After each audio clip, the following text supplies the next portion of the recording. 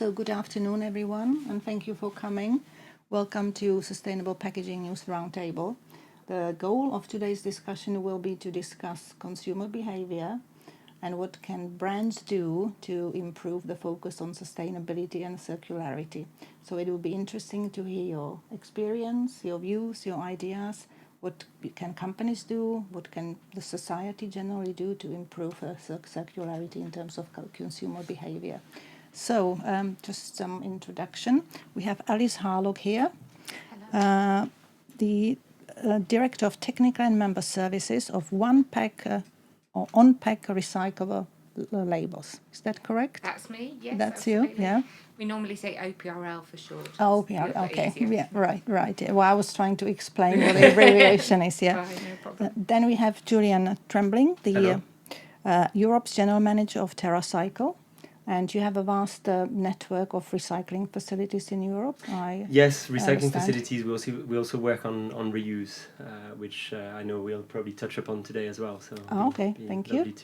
And Winnie Muehling, the Director of Marketing and Communications at ProCarton, which is an association of cardboard manufacturers and companies. So thank you very much for coming. It's great to have these experts here, and I'm looking forward to hearing your views and experience. So what do you think is hindering consumers to act more proactively in terms of circularity and sustainability? What is the blocker for them to act more responsibly in terms of packaging and sustainable packaging, for example? I'll start. Yeah. So just to explain a little bit about who OPRL are and what we do. So we work with retailers and brands and lots of people across the packaging value chain to get recycling labels onto packaging, so that as consumers, when we've finished with the product, we can have a look at the packaging and we can understand what we need to do with it. So the labels are a simple recycle or do not recycle message. It's giving the consumer an instruction to do the right thing with that packaging so that the value of the packaging can be realised when its life as packaging has reached its end. And I think that's one of the really key things, that as consumers, we are bombarded with a whole range of different messages. When I think of my life outside of work, actually packaging is not the most important thing in my life. I know that's sometimes hard to believe, but it's not, because you're competing with a whole range of different interests and a whole range of different priorities. So I think the key thing then is about, when we're communicating, we need to make it really simple and really easy for people to understand. I'm not saying that they don't want to know all the information, but we need to think about how are we giving that information to people and making sure that it's really nice, bite-sized chunks, and that people understand their role in the whole process, basically. So I think part of it is that challenge of all the information that's being thrown at us all the time, and then the confusion that we sometimes face when things might be slightly different in different places, or we hear something from a neighbour or a family member who says, well, I can do this, and you're thinking, well, I'm not sure if I can, so it's just that uncertainty and confusion as well. Yeah, uncertainty, that's actually, I think, one of the major hindrances, that consumers don't really know what they should do or if it is recyclable and to what extent. So what do you think then, Julien? So, I mean, first of all, just to set the scene a little bit, TerraCycle has been running voluntary take-back schemes or voluntary recycling schemes that are usually funded by brands, retailers, even municipalities, to collect and recycle things that are traditionally not recyclable. So we kind of go even a step beyond the recycling bin. We're trying to say to people, not only should you recycle, but you should recycle things that maybe you didn't think should be recycled, and that like could be recycled. What, for example? Could be things like blister packs. We currently do that with Superdrug. You can go to a Superdrug pharmacy and drop off your used medicine blister packs. It can be beauty products. We currently have a partnership with Burt's Bees for recycling beauty cosmetics. It can be things like face masks for personal protective equipment. So there's a wide variety of different products and packaging, but also products that can be recycled. what we've learned, I think, through our experience is several things. The first thing, I think, most consumers inherently want to do the right thing. I think whether you're consuming a product or you're a citizen that's just very eco-conscious or not, I think generally you want to do the right thing. There's very few people who, out of spite, will decide to not be circular, right? I think it's not a common thing. But what's often necessary is either a combination of two things. One, it has to be relatively simple, simple communication, simple gesture.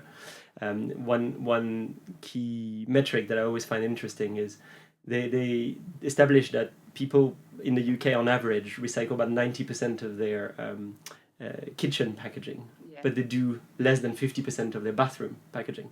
And I think it's just simply because the bin is not there, right? Yeah. It's as simple as that. The recycling bin is not there, it's a bit further away, it's not as simple as it could be. So I always think that's quite an interesting aspect.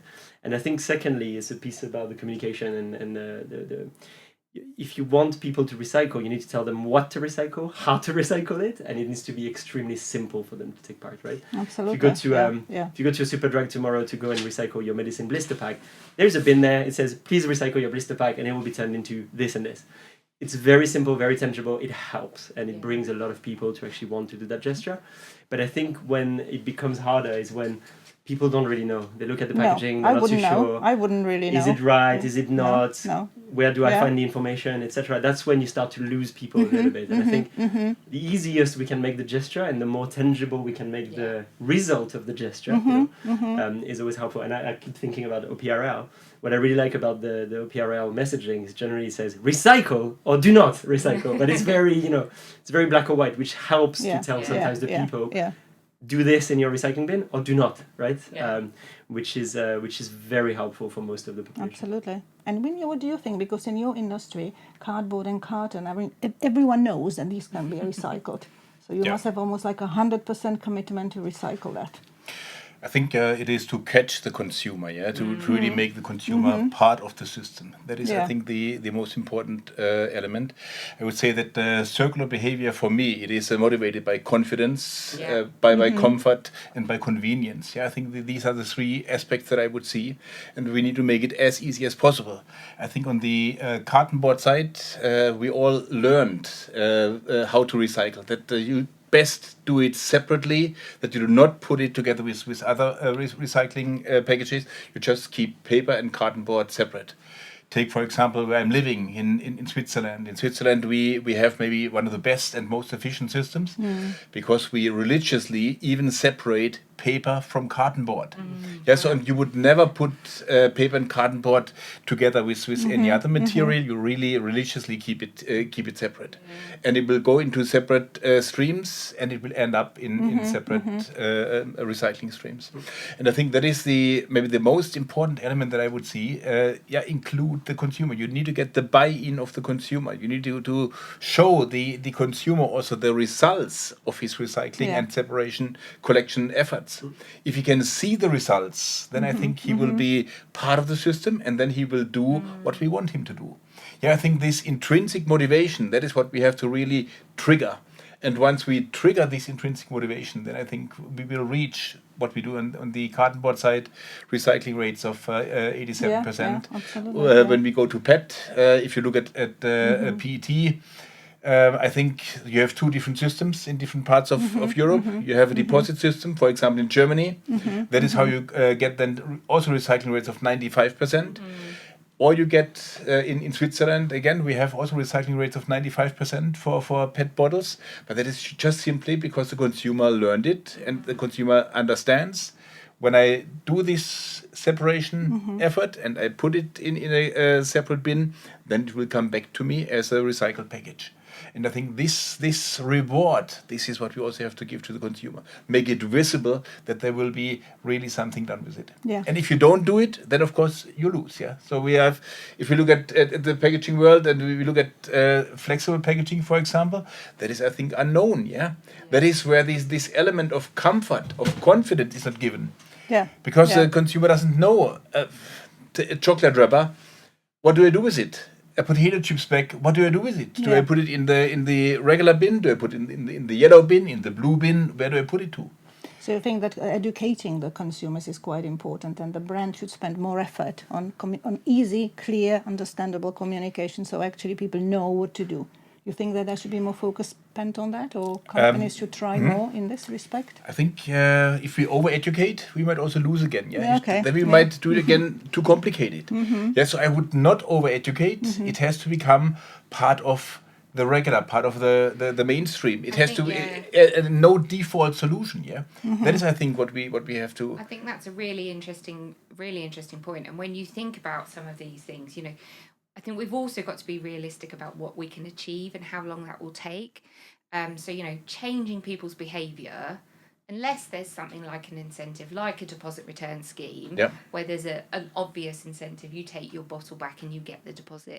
If it's a different behaviour change, you've got to give people time to actually adjust to that.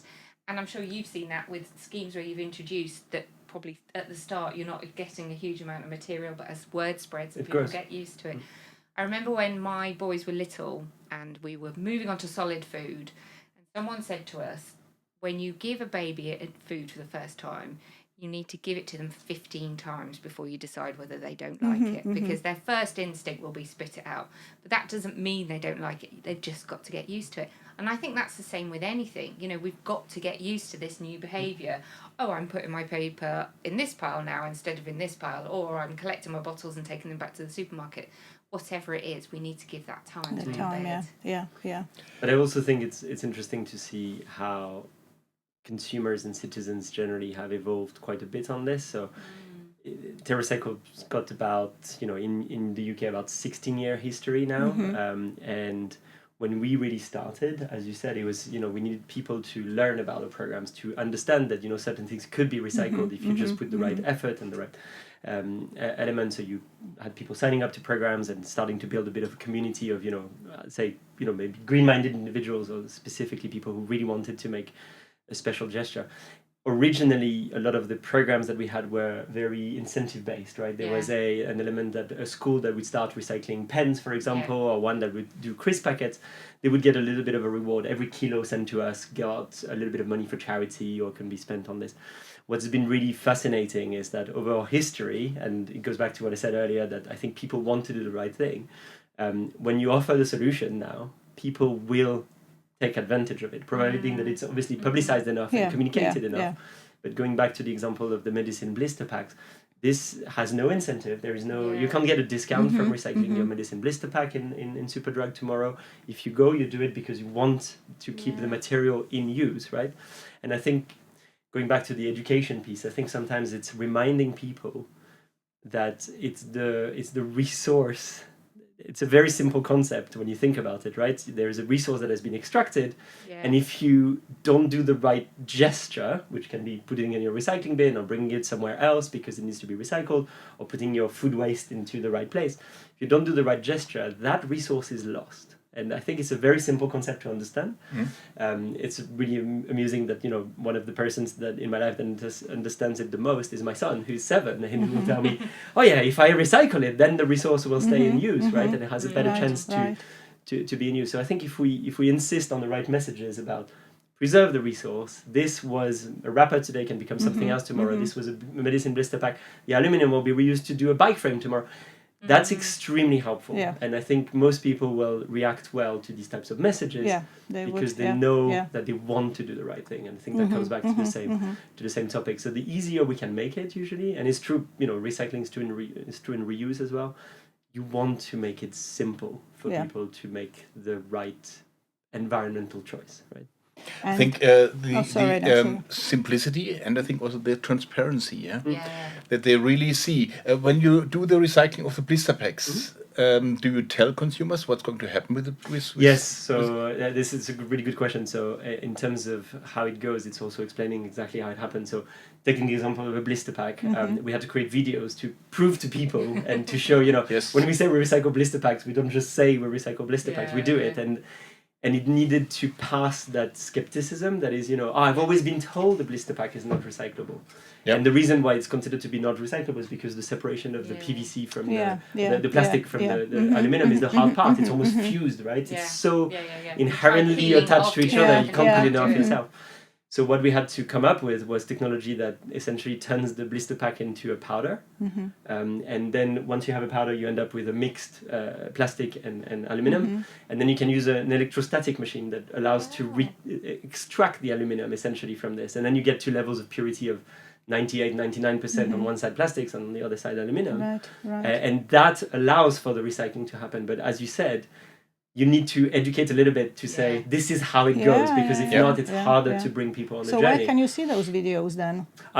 Please go onto our website, on your website, it's right there. If I wouldn't know of you, or like a general public, I mean, how would the general public learn about this? Because I didn't know that you can recycle this very special packaging. So there's a few tips I can give generally for learning about what can be recycled in home and outside the home. So in home, usually trust the OPRL. They're wonderful at this. And I don't know what's the percentage of packaging that has that on it, but it's quite a high number. It is, certainly from a grocery point of view, it's over 90% of the grocery brands. So you know what you can do at home straight away. Now, what's lovely is that there are a few resources that exist. So obviously, websites like ours that talk about all programs, the programs we run, right? But there's also places like Recycle Now, which is the recycling database, which I think it's administered by RAP, if I'm not mistaken. And they do a wonderful job at telling people, you type what you want to recycle, and they'll tell you, yes, this can go into your recycling bin in this postcode, or no, but there are alternatives that exist, and they'll redirect to anything that exists, whether it's a TerraCycle program, other programs that exist. They'll tell you, for example, if you have glass bottles in a municipal location where they don't offer glass recycling on your doorstep, they'll tell you exactly where is the bring bank to bring it, right? That's really helpful, and it's important to keep that in mind. I would also encourage anybody to just look after, there is this thing in the UK called the Recycle Week, which is every year at the end of the year. I don't want to say it wrong.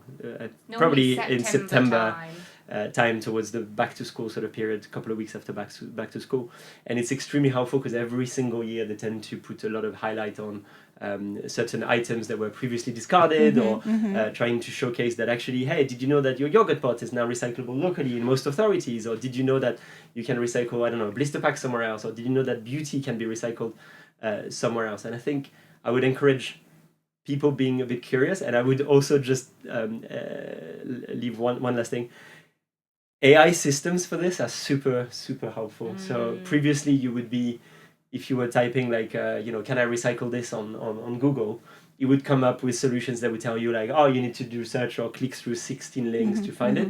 Now, if you say, where can I recycle a toothbrush or a blister pack or something like that, AI solutions are really good at telling you, okay, why don't you look at this website? Because they say to have a scheme, why don't you look? It's a very, very simpler way to find solutions. But I mean, it would still require the consumer to be quite proactive, to actually look for ways how to do that. But a big part of the population actually is not proactive.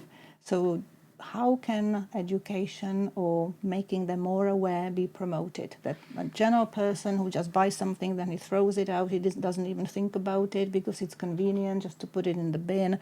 He doesn't want to learn about sustainability for various reasons. So, what can brands do to actually change this somehow?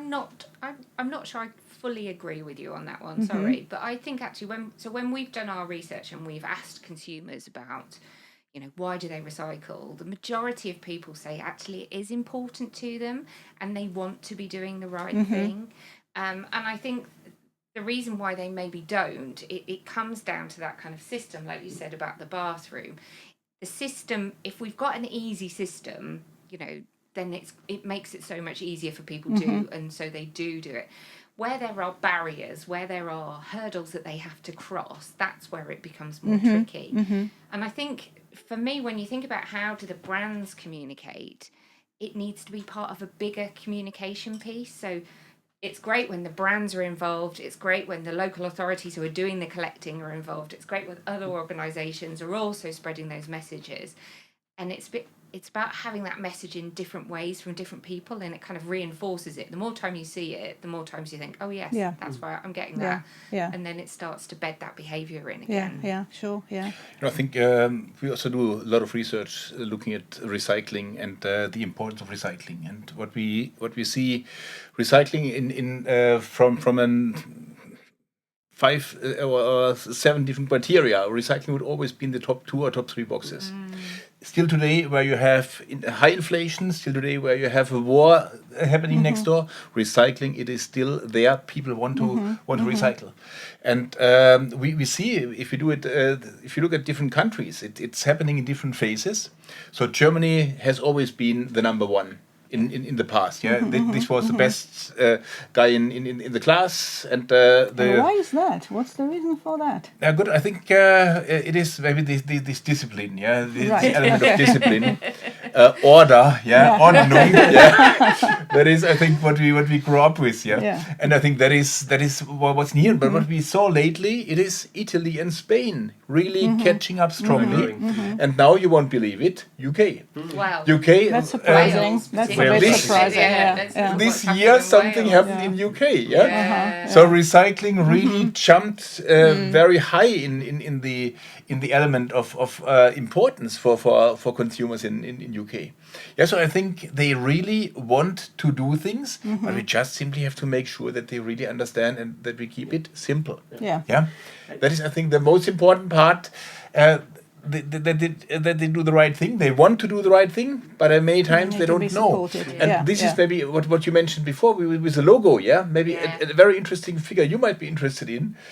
90% of consumers in Europe told us this year we want to have a logo telling us what to do with the package after use. 90% across all countries. Yeah, that's really interesting, and it ties in with research that we've done in the UK, admittedly, where we ask people, where do you get your information about recycling? Yeah. And over 90% are saying they are looking on the packaging for Yes. that information. We were talking about it before. You know, we use the packaging now for so much information. We look for storage instructions. We look for ingredients. So we almost have an expectation that information is going to be there.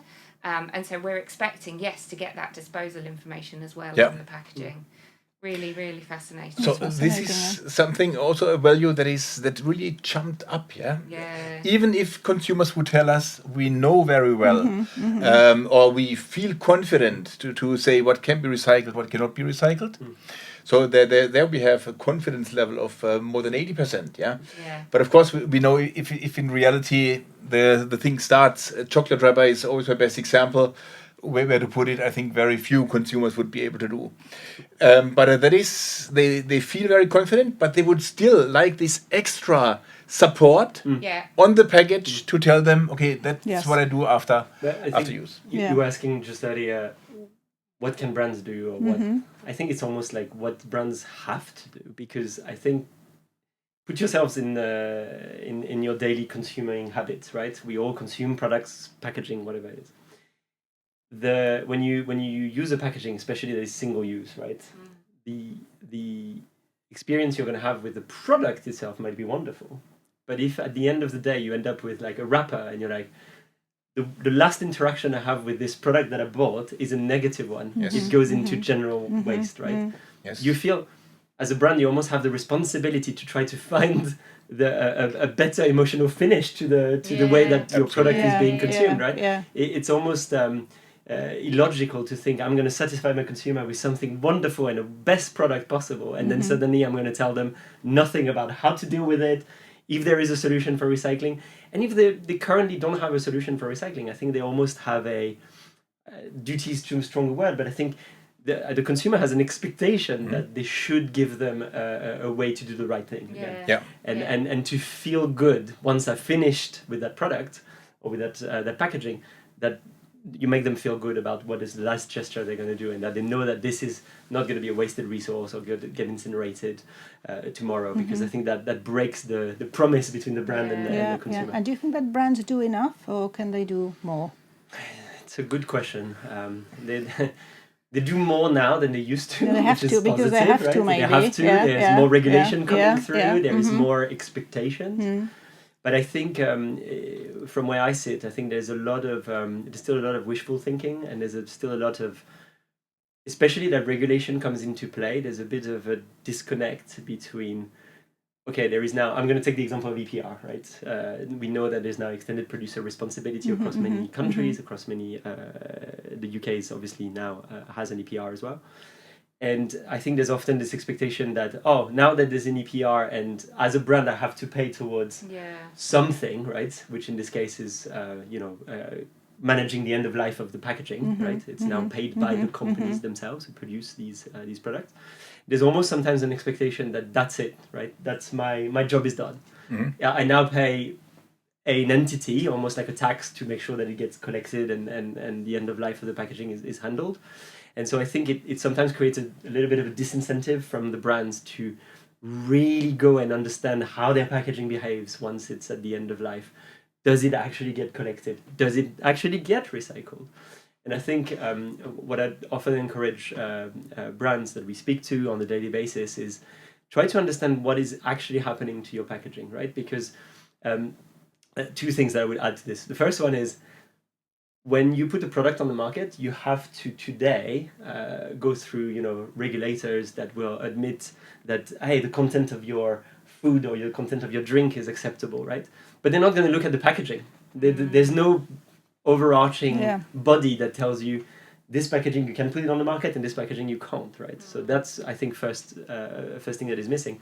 But I think beyond that, because there's not that regulatory body that looks at every packaging and says yes or no, right, on agreeing to packaging, I think the next best step that the brands could do is to try to actually look at what is happening to their packaging, if it's actually accepted in the recycling bin, right, which give the example of France, where now most packaging is accepted in the recycling bin, but not all the packaging is recycled because it's just to simplify the gesture for a consumer right at home. And I think encouraging brands to talk to waste management companies, to go to MRFs, to try to understand material recovery facilities, MRFs, to go to these places to understand how the packaging behaves. Does it get picked up? Does it have intrinsic value enough in the packaging for it to be collected, to be separated, and then to be recycled? And then if not, try to understand what levers they can use to change that. I think is the encouragement that I would give. And do you think legislation will play a major role here as well, or will the brands just do it willingly? I think it's quite important. I think even for you, Winnie, like in Germany, maybe when we say that Germany is advanced in recycling, maybe it is because of the legislation as well. Is it stricter there, or? I think legislation will support, It will support to give direction. But I think finally it will be the brands who need to make the decision. And I think we should not leave this only. I would not like that that a person sitting in a government authority somewhere in Brussels will put the thumb up or a thumb down for a package. I think we need to leave this decision, this entrepreneurial decision, also to the brand owners and to the ones who are selling the product. And would they do it even if it's more expensive? If it's more expensive, for example? Of course, let's say if you ask consumers this theoretical laboratory question, are you willing to pay more for a package that is more sustainable? You will always get, yes, I'm ready to do so. The bandwidth will be somewhere 6%, 8% to pay extra for a sustainable package. So I think there is a certain willingness to do. But of course, the moment of truth comes at the shelf. So if you would then have the same product in, let's say an extreme example, a plastic package and the cardboard package, would the consumer finally pay the extra if he has to pay 5 cents extra for the cardboard package? In laboratory question, yes, they will tell you, yes, I'm ready to pay the 5 cents extra, but the moment of truth will come on the shelf. But I think, coming to your question again, with the legislation, I truly believe that the legislation is trying very hard to give direction and do this in a supportive way. But if we look at reality, the impact that it generates, all this legislation, I mean, it's for me now the first time since I'm with ProCarton that I'm directly exposed to this level of legislation and bureaucracy. And when I see the impact that it has, on the industry just to avoid any, let me say, nonsense that is done. That is part of our function as an association. It is to really check whatever comes as a legal text, see what in reality, do a reality check. Can it be really implemented? What does it mean for a multinational company? What does it mean for a small business owner? And that is, I think, the good intention is there, just the way that it's done, this is painful. Right. It's Right. truly, truly painful. And that is, I think, where in Brussels, people should follow what they are saying. They are saying we do less legislation. We want to do, we want the companies to focus on innovation rather than legislation. Yeah. But I think there is still a lot of talk, too little walk. Yeah, I think we still need to really, and it would be a healing way that a legislator, a lawmaker would really spend some time with different size of companies, just to see, and have them tell him directly what's the impact of the law that he intends to put in place. I think that would be a very helpful exercise. Yeah. Really reality check That's true. on the shop floor. Yeah. It's a really good point, and you know, legislation is helping in some ways. Certainly from a kind of recycling collections point of view, in England, simpler recycling says that the same set of materials have to be collected whether you're at home or in a business or wherever, which reduces some of that confusion. That's great. But again, it's about how do you, same with EPR, it's letting that legislation drive behaviour change and giving it a chance to do that and enable infrastructure to be developed and built up. So that some of those hard to recycle materials, as in there's no collection for them, over time we start to build the collection for them, and then we can integrate that and it's all collected as well. But it's kind of everything sounds a bit negative in a way, but it's not. It is a positive thing. We just need to give these things time to bed in and be realistic about what can be achieved over when.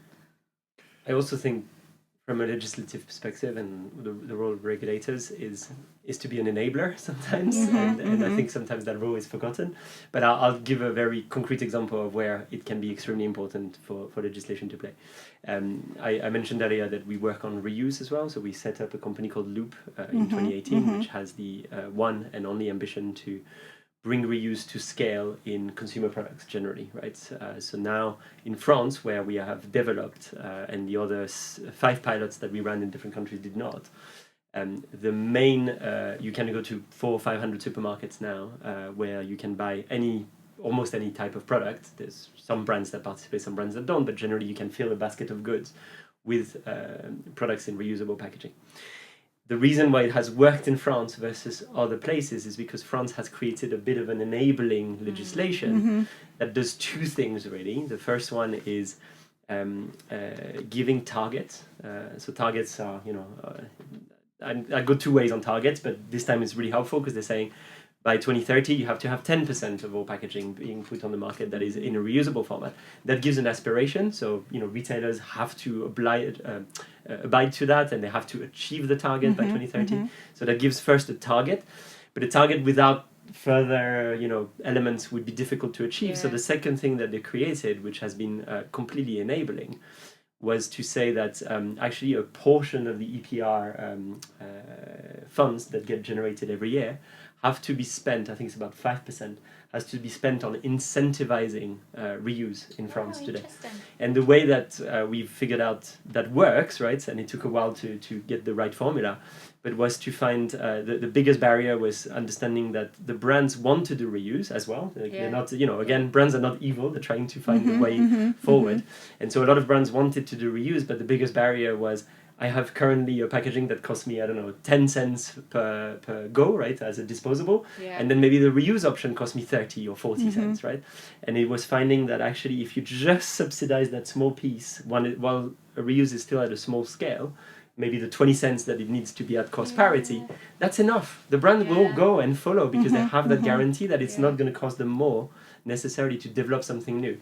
Once it's at scale, of course, you remove the subsidies. That's not the point. You don't need the subsidies once it's at a very large scale. But it needs it's that enabling movement. And I think that's where legislators can be very smart. I'll just finish with one example of maybe legislation that did not achieve its goal. Was in the UK, the plastics packaging tax, which had this ambition to try to push brands and companies to introduce more recycled content in their packaging. And so they said, okay, if that's not, I think it's 30% the amount of recycled content you have to have on average in your packaging. And if you don't have that, you're going to pay a tax. The problem is there's 2 folds. One, the tax is not big enough to justify for a brand to go from a very cheap virgin material to recycled material. So the amount of the tax does not fully incentivize the company to change, but also the proceeds from that tax went to the general treasury rather than being ring-fenced to then reinvest into the circular economy. And I think that's where further thinking and further thought should have been brought in, so that first it's really incentivizing, and maybe it shouldn't be a plastic packaging tax. Maybe it's hey, you pay less tax as a brand on other thing if you include recycled content. But that's what's quite good about the EPR scheme in the UK, is the money is actually going into that collection. And, you know, I saw an announcement the other day that was talking about, I think somewhere in Suffolk, they're already investing in their waste management capacity.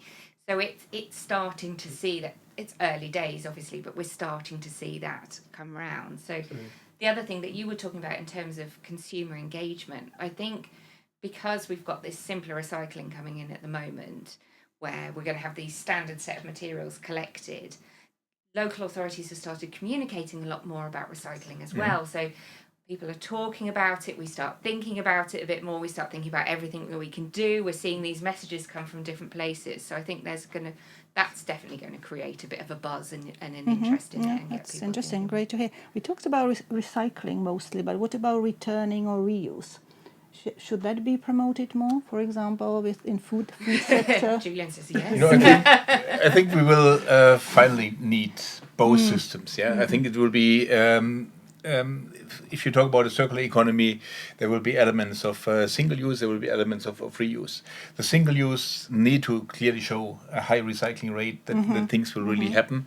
The reuse, I think also here we need to make it easier. We need to make it simpler for consumers. Having 100 island solutions in a city or in a country doesn't help. Yeah, it should be one solution where I can return the number of return points. Yeah, do I need to, the moment I need to put it on stock in my car, in my handbag, or wherever I will carry it, then that is what creates a burden. That's what creates a burden, and then it creates a hurdle, and then it will not be accepted. Then I rather go for the one-way cup or one-way system. Yeah, so I think making it also easier and simpler here, and really coming to agreements between different suppliers of the system, coming to agreements on one system. How it's dealt with, and not having so many different systems competing for consumers' wallet. You're 100% correct. I'd speak just briefly from experience. When our company moved into reuse in 2018, it came with the realization that, again, it has to be simple. It has to be an easy gesture. If you make it complex, it will not happen. Right? And a lot of what currently existed on the market in terms of reuse was mostly what's called refill, right? Refill has its place. It has some use cases. But the realistic view that consumers will suddenly change all the packaging that they just grab off a shelf to then change it to the habit to bring their own packaging and fill in every single product one by hand. Retailers don't want it. They find it clunky. Some consumers will do it. Others will not want to do it. I think what we realized is we have to move towards what works today, and what makes people choose disposability is because it's simple. And you consume, you throw, right? It's almost, that's the simplest logical way. And hopefully when you throw, you recycle. But on reuse, what we realized is if we want it to work, it needs to be at scale, and for that it's pre-fill. So you need to make sure that the product that is sold on reuse is actually just the same product on the shelf, put on the shelf by the retailer as normal, bought by the consumer as normal on the shelf, brought to the till, bought as normal, and then the deposit, so that obviously there is an incentive for the consumer to then bring the packaging back for it to be clean. Dirty, like the packaging can be brought back in our system.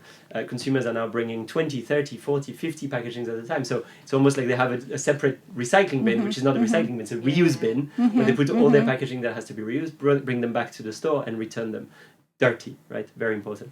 And then the second thing that we realized from the very beginning, we set up the platform loop on logic that any retailer that signs up has to agree that the platform can be used by the other retailers as well. So there's no such thing as...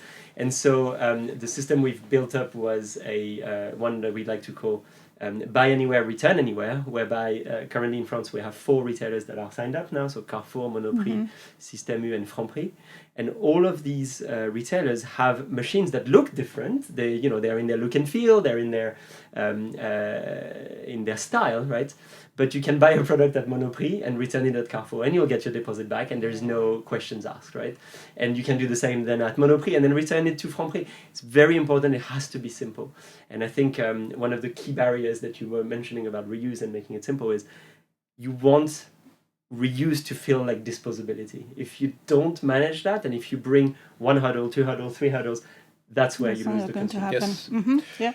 And of course, that's also when then looking at the total environmental impact, then it starts to make sense. Yeah, if you get to do the system that you do not have to drive the 10 kilometers to return it somewhere, it's one element. It is the pure convenience aspect, which I think is a key if we want to make it successful. But at the other point, also it's of course environmental impact. That we also need to keep in mind. Yeah, so if I need to do these long distances for returning, driving somewhere, I also add, of course, emissions that I want to avoid. Yeah, and that is, I think, where a reuse system then starts to make sense for certain applications. I think there will always be applications where maybe it's better to keep it in a single-use system. And I think this is where I would, again, then say this should be the decision of the business owner who runs the business. He should make LCA analysis, and he should make, based on really factual analysis of his case. Then he can make a decision. Take a fast food restaurant. Yeah, I think a fast food restaurant in the center of Berlin will be different than the fast food restaurant at a highway. Yeah. They're completely different environment, and there will be different use cases for a one-way system or for a returnable system. So I think it should finally be also based on economic and it should be, but science facts to come to the best conclusion. I agree. Yeah. But isn't there a way how will because you mentioned the simplicity and clarity of the system. So isn't there a way, or can maybe brands cooperate to devise some sort of system that will be applicable across multiple countries? Like, for example, you mentioned in France. So that particular system, could it be applied in the UK, or maybe there is one in Germany? Or is it, that's quite a major task, isn't it? But I think we're on the cusp of that. So I feel at the moment that, we've talked about reuse for a long time. Obviously, you guys have been working on it for a long time. In the UK, there feels like there's real momentum now in that space.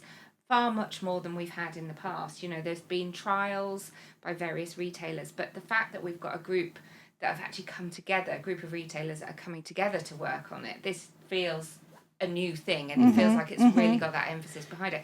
And interestingly, going back to the conversation we had before, there isn't much about refill at the moment and reuse, I believe, in EPR. So this is actually the brands and the retailers going, we want to do this, we want to push this forward, and driving it forward themselves, which I think is great. I would agree, and I would say from my experience of being in that space for the last 10 years or so, I agree with the momentum. I also would like to give a shout to the fact that there is now a coalition that has been created by I think it's 8 different retailers, spearheaded by Waitrose, Tesco, and all the others.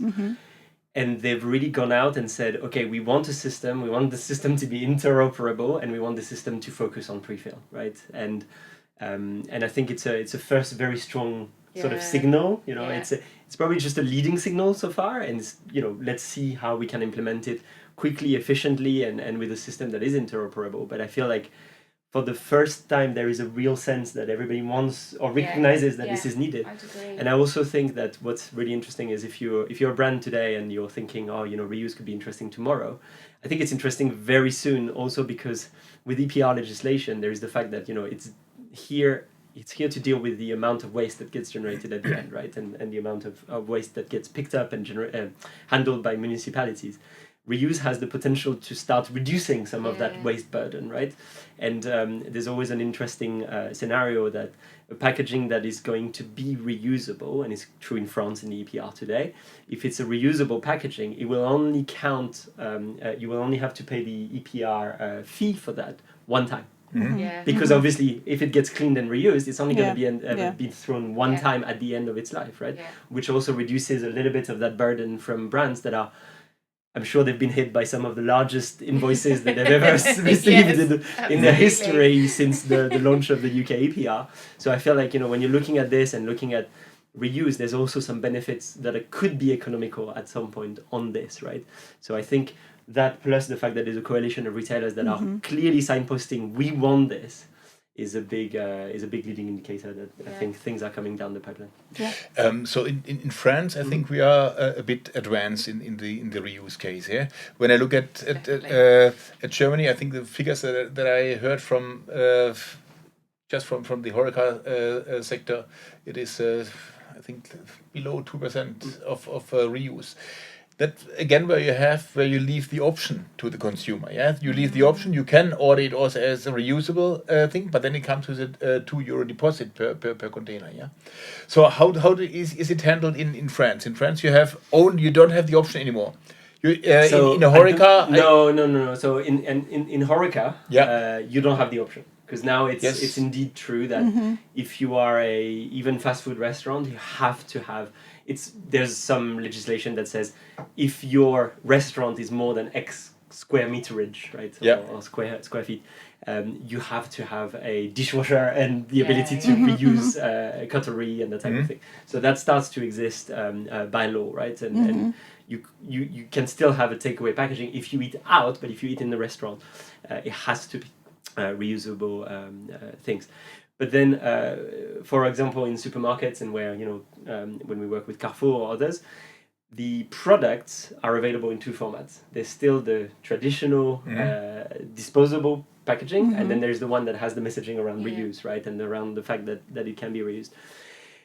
What we've noticed is actually the sales of, when you dedicate a little bit of the shelving for the reusable packaging next to the non-reusable one, the sales of the reusable packaging increase and increase the sales for that SKU, right? So when people now go to buy, say, the Nutella in a supermarket in France, and they see the both options, they'll often choose the reusable option because they see the message and they understand that this is now to be returned. Which is really fascinating, and we've got loads of studies on how that plays out. But I would say we're still a little way away or a long way away before it becomes mandatory at all. And I would actually say that it probably never will become mandatory, and probably shouldn't, right? It should become mandatory. When you get to the supermarket, there are times where you don't need the reusable packaging. There might be times when you actually need to just consume it on the go and then recycle it. And in this case, it makes complete sense for that to be disposable. But I think there's a nice balance to be found. And at the moment, even though France, I would say, is more advanced, if you consider goods sold in a supermarket, it's still only about 2 to 3% that is sold in a reusable format, right? Yeah. The ambition is to get to 10 by 2030, but there's still a wide effort to achieve that, right? And so what is the major hurdle? If I take Nutella per 100 gram, what's the price of a returnable and It's a great question. So we often. We don't choose because we are just the operator of the reuse system. We're not the ones that set the pricing for the brands or the retailer, right? But what we've been pushing is that it has to come to price parity at minimum. Right? And in some cases, and we've done some studies, especially on alcohol, which is interesting because it's usually a fairly higher priced product. There is a small discount oftentimes, and we've done some trials with William Peel, for example, as a brand, trying to understand, does that generate an incentive, and in this case the reusable format is a little bit cheaper than the so alcohol that is a whiskey I buy in a reusable container. Then it's a cheaper one on the shelf than the one that is and the consumer acceptance it's very high, and what's really interesting, and you come back to what you said earlier, it has to be at scale and it has to be done locally and as much to avoid these emissions. What's been really interesting is you need to have on average, between 3 and 5 uses of that packaging to make it better than disposability recycling, right? Oftentimes, because there is a threshold, right? If you use more material, you need to use it longer, for that. But we are, especially on high velocity goods, like a drink. I don't know, a bottle of Coca-Cola, a bottle of Behaviour, etc. We are now seeing return rates of over 80% on some of those, which indicates that there is that 4, 5, 6 uses. Where it's sometimes a little bit harder is we have to we have to take people on a journey for packaging and products which are longer consumption. Yeah. Because sometimes the longer there is between the purchase and the time to return, we have to make sure that the communication is incredibly clear on the packaging. And it comes back to what you were saying about the communication on packaging. You need to make it very clear that this bottle is reusable and you have to bring it back for reuse, because if not, you might lose it's interesting. And actually, it comes to a question that I wanted to ask. Why can't sustainable solutions be a default? Why do you actually allow the customer, the consumer, to choose between us environmentally friendly and non-environmentally friendly? But like you said, they should have a choice. But I mean, if it's the same price, why don't you just sell returnable? Or recyclable, and just forget about the rest. This element we still have in Germany, where we have at a McDonald's you can choose, even when you go to the machine and you pick, it shows you there is an option for reusable, and you pay. Just don't give them the choice. €2. You have to buy it. And I think that the difference between Germany and France. In France, it's a mandatory thing. If you eat inside the restaurant, it has to be. It has to be. And in Germany, you give the option. And then, would it be out of convenience reasons? In 99% of the cases, it simply goes to the single-use system. And I mean, I also do my little on-site interviews with the people at the cashier. And what they tell me, they hardly get these things back. Very often people then take it home and maybe use it at home, or it might just end up in a cabinet. Then of course we are losing, Then we are losing the whole thing, because the return rates, I think for me a reusable system needs to have 90% or more return rate in order to really make it efficient.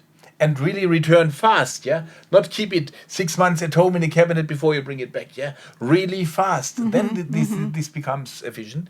If we dig around, and that is the figures I read from Germany McDonald's at very low return rates, that they finally end up being back in the loop, Very low return rates. And then I think this will not have a future, But maybe the German focus on discipline, Ordnung, I mean, I think it's a really interesting question, and we have conversations lots with our members. So our members are the retailers and the brands and the packaging manufacturers, and I guess when we think about packaging, we're always looking at it from a recyclability point of view. But that's not all the packaging is there to do, and sometimes you've got to think not about the packaging but the product.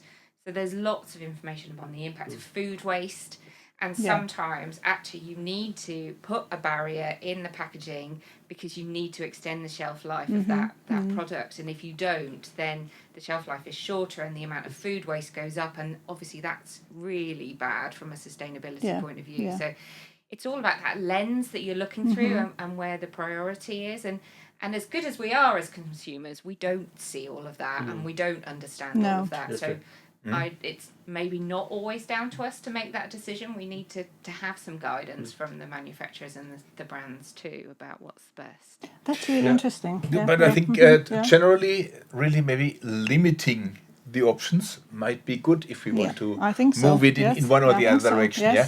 But again, then I think the limitation, if we take one system out and do not allow it, then it should be really proven based on LCA analysis, based on scientific data, that it is a better solution.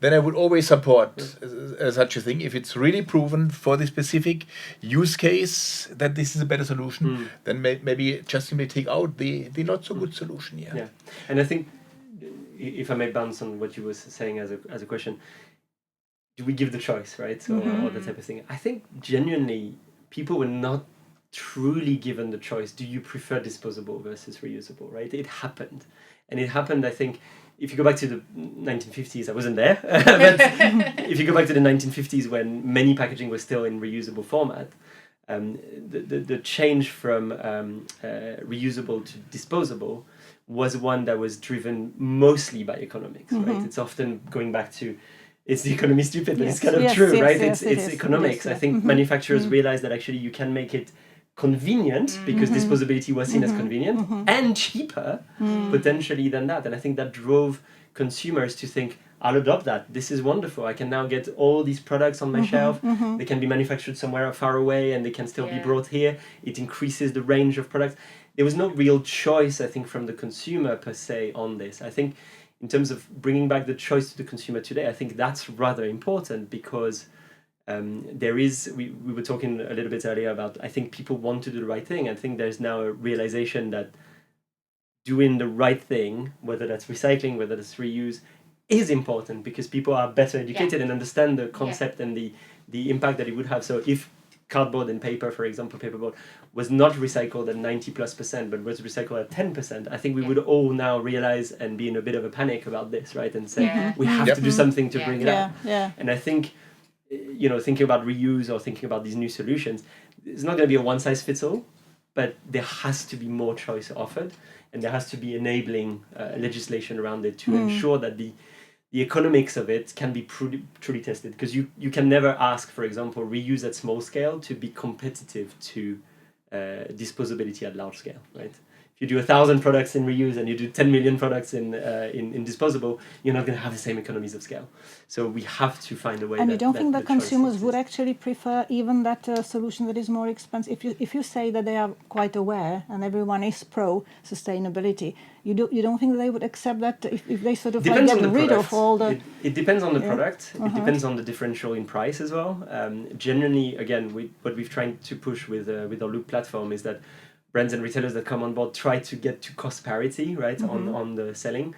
And that's really important to get the adoption going, right? Because again, to come back to what you said earlier on a logic of, if you ask the consumer, are you ready to pay a bit more? They'll always say yes. Yes, yeah. But once they vote to some extent with their wallet, and we all know that the wallets at the moment are a little bit tight, right? It's extremely hard to convince somebody that oh, for sure you should definitely do it because it's better. However, I would say that when a brand or a company is wanting to do the right thing and is doing the right thing, then they should heavily communicate it on pack. Make sure that it's extremely visible, because once you've done that, you want your consumer to know that you've done the right thing. And I think you should have the recycling logo when your packaging is recyclable. You should have an alternative thing that says, yes, it might not be recyclable here, but you can do this elsewhere.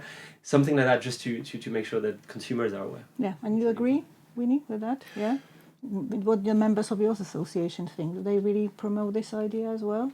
Good. I think our members would, of course, would not go against any reusable solution. I think as long as it makes economic and environmental sense, there should be the option for reusable solution. We should not force it now that for each and everything that is in a carton board solution and it's economically and environmentally proven that it's an efficient system.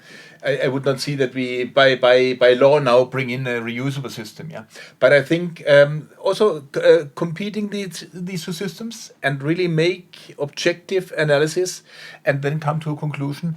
Then I would really question whether we still want to leave the choice. If it's clearly proven that reusable is a better option, then I would rather say let's give it a shot and we go for reusable, unless it's proven something else. But I think you have my agreement on this. But I think overall, of course, if we look at the carton board side again, we do our very best to improve the recycling part. That we can, even from 87%, do not stay with 87%. We set ourselves a target to go to 90% by 2030. And this extra 3%, these are the ones that hurt. Because the extra 3% you easily get from 20 to 40%, but to go from 87 to 90, that's a real tough one. That's a real tough one. But that is where investments go in. That is where R&D goes in. That is where innovation goes in to really further improve the recyclability and make sure also the collection side. We are still not perfect, on the collection side. If I look at, for example, coffee cups, these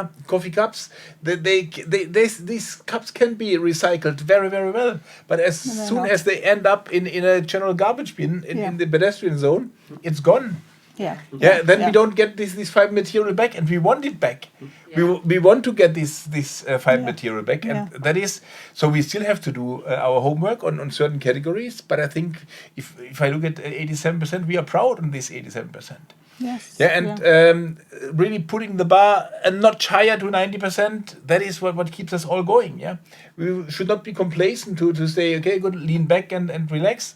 No, we want to really do the next step and go to the 90%, and that would, of course, Great. be even better for all of us. Yeah, well, thank you very much. It's been really, really interesting. So the very last question, what do you think honestly motivates the consumers to be responsible in terms of the environment? What is the key aspect of motivation? Is it financial incentive, or is it really the moral values? So I'm going to think about me as a consumer. For me, it's about my children, and it's about...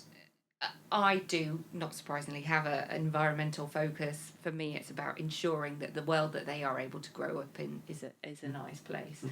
So for me, and that's a variety of things. It's about how we live at the moment. So have we got the resources to do all the things that we need to do, both financially and also the kind of physical resources? But what is the impact of what I'm doing now going to be on their future? And I think, from research, a lot of people, it comes down to children and grandchildren, definitely. I would align with that, and I would say that, again, taking my position as a consumer, as a citizen, I think it's, for me, it's a big realization that everything we own, everything will become waste one day. And it's whether it's this microphone, whether it's the jumper I'm wearing, whether it's this entire room, this building, at some point will be waste. And once you realize that, and everything becomes waste at some point, you realize the importance of making sure that it doesn't become waste soon, but rather long time in the future. Because whether it's in 100 years, 1,000 years, doesn't matter. At some point, resource is the most important thing. And understanding that every single thing we own, doesn't matter what material is made of, has been extracted and made into something. And then if you throw it away in the wrong place, it ends up incinerated. It's very gutting. And it's hard to reconcile with that, especially when you start realizing that everything you own is waste at some point. Good. I think for me, it's really the visibility of the reward, of the outcome of the effort that the consumer is doing. Yeah, so if the consumer is separating and collecting, that he sees it's coming back as a new packaging system on the shelves, that makes it credible, that makes it transparent, and that is really rewarding him for the efforts he makes. And then I think for us, of course, sitting here in Europe, I mean, we see a world that gets more and more regional. We go more and more away from these global aspects and become regional, even national elements. And I think here for us, and that is of course an argument for the cardboard industry, looking at the resilience that it builds up. Yeah, looking at the European resilience that we build up, becoming independent from fossil stuff that comes from outside of Europe, where we have very limited access to the resources, and make us really independent and using local resources, and that might sound a bit selfish, but using European resources, generating European jobs, doing the whole thing in Europe. That is, I think, a major element that we need to stress, and just to become less dependent on outside forces that might not be too friendly with Europe. And we see it all over the place. Absolutely. Now. Thank you very much. Well, thank you very much for a very interesting discussion. I really appreciate that. So we have learned that a lot has been done, the progress has been made, and more is to come. Definitely. Yes. Absolutely. Okay. So thank you very much. Thank you so much. Very much. Thank you.